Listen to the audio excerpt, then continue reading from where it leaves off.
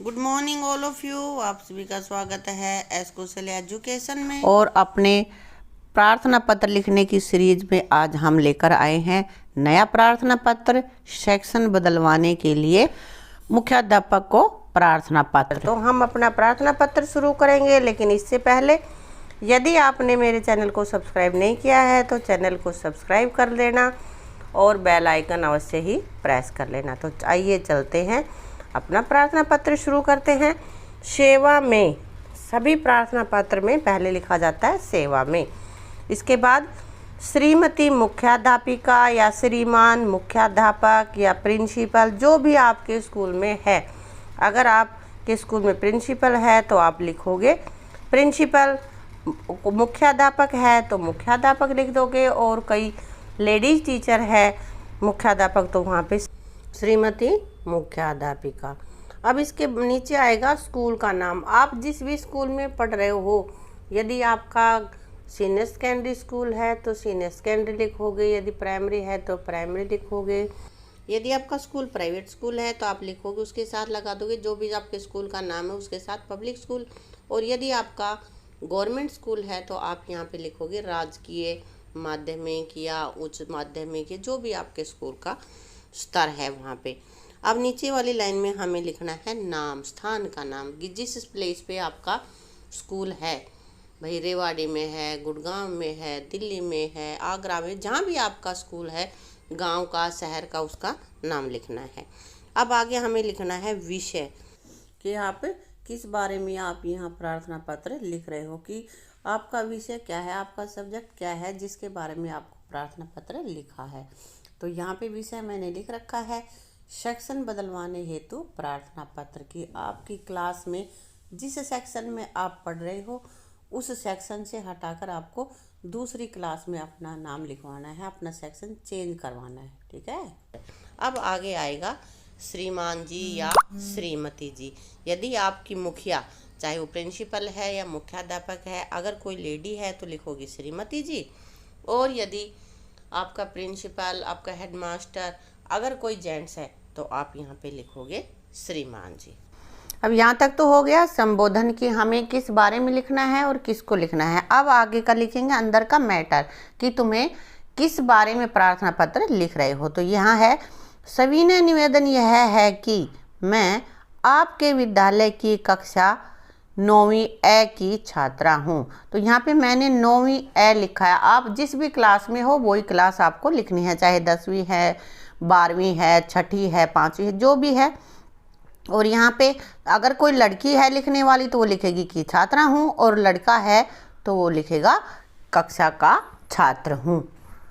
मेरा चचेरा भाई भी आपके विद्यालय की कक्षा 9वीं ब का छात्र है। 9 के 2 सेक्शन हैं, ए और ब, यानी कि ए और बी जो सेक्शन होते हैं, हिंदी में ए ब लिखा है हमने।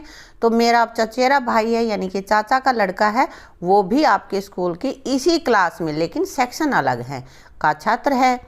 हम दोनों के पास एक ही पुस्तकें हैं, यानी कि बुक्स का एक ही सेट है, अलग अलग सेट नहीं है। आर्थिक स्थिति कमज़ोर होने के कारण हम 2-2 प्रतियां नहीं खरीद सकते, यानी कि हमारी आर्थिक स्थिति बहुत अच्छी नहीं है मेरे फादर की, तो हम अलग अलग बुक्स नहीं खरीद सकते, उसकी बुक्स अलग, अपनी बुक्स अलग नहीं, हम दोनों एक ही बुक से पढ़ेंगे, इसलिए हम 2-2 प्रतियां नहीं खरीद सकते। कृपा करके मेरा सेक्शन बदलकर ब कर दिया जाए, कि अब मैं ए सेक्शन में हूँ तो अब क्लास तो हम दोनों की सेम है ही, एक ही घर में रह रहे हैं, तो अगर हम एक ही सेक्शन में होंगे तो सेम किताबों से हम पढ़ सकेंगे, क्योंकि हमें होमवर्क भी सेम मिलेगा तो हम आसानी से कर पाएंगे। इसलिए मेरा सेक्शन बदलकर बी कर दिया जाए, ब कर दिया जाए, जिससे हम दोनों भाई बहन एक ही पुस्तकों के सेट से पढ़ सके और मेरे पिता को भी ज़्यादा आर्थिक बोझ ना पड़े। भाई एक ही बुक से हम, एक ही हमारे पास बुक्स का सेट होगा तो उसी से पढ़ लेंगे, और एक्स्ट्रा खर्च हमें नहीं करना पड़ेगा, क्योंकि मेरे फादर इतना नहीं उठा सकते हैं, और मैं अपनी पढ़ाई भी सुचारू रूप से जारी रख सकूं, कि मैं अपनी पढ़ाई भी अच्छे से कर सकूंगी। क्योंकि अब हमारे पास अलग अलग हम सेक्शंस में हैं, तो उनको कोई होमवर्क मिलता है, मुझे कोई होमवर्क मिलता है, तो हम उसको भी उसी बुक से काम करना होता है, मुझे भी उसी बुक से, लेकिन होमवर्क अलग अलग है तो हम नहीं कर पाते हैं। और जब एक सेक्शन में होंगे तो साथ बैठकर हम मिलकर अपना होमवर्क अच्छे से कर सकेंगे। आपकी अति कृपा होगी, यानी कि आपका बहुत धन्यवाद होगा अगर आप इस तरह से हमारी बातें मान लेंगे तो। धन्यवाद। आपकी आज्ञाकारिणी शिष्या, यहाँ पे लिखने वाली लड़की है तो इसलिए मैंने यहाँ पे लिखा है आपकी आज्ञाकारिणी शिष्या। अगर लिखने वाला लड़का है तो वो यहाँ पे लिखेगा आज्ञाकारी शिष्य। नाम, यहाँ पे मैंने अपना नाम लिख दिया है सुनीता। और कक्षा जो हमने मैटर में लिखा है, जो आपकी कक्षा है वही आपको यहाँ पे लिखनी है। यहाँ पे लिखेंगे 9वीं ए, क्योंकि अभी आप ए सेक्शन के स्टूडेंट हो, सेक्शन बदलवाने के लिए कह रहे हो, तो यहाँ पे 9वीं ए लिखोगे। अनुक्रमांक, रोल नंबर, जो भी आपके रोल नंबर है वो यहाँ पे लिख दोगे। मैंने ऐसे ही लिख दिए हैं।